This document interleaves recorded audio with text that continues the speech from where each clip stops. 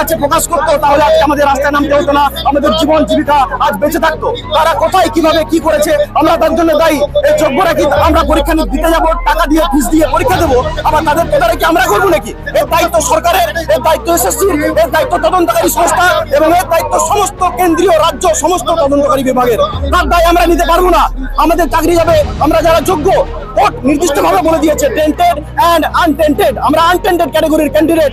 আমরা এইভাবে রাস্তায় নেমে কতদিন চলবো?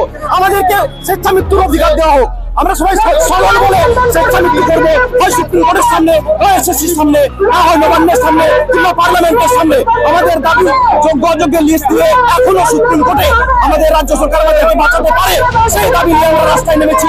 এই দাবি নিয়ে আমরা জেলা স্তর থেকে আন্দোলন গঠন করেছি এবং রাজ্য স্তরে গিয়ে যাবো, শেষে কেন্দ্র স্তরে গিয়ে পার্লামেন্টে সুপ্রিম কোর্টের কাছে আমরা দাবি জানাবো যে আমাদের যদি সুরা না হয়, যদি আমাদের কাছে আইন মানবিক না হয়, তাহলে আমরা সবাই স্বেচ্ছা মৃত্যু বরণ করবো।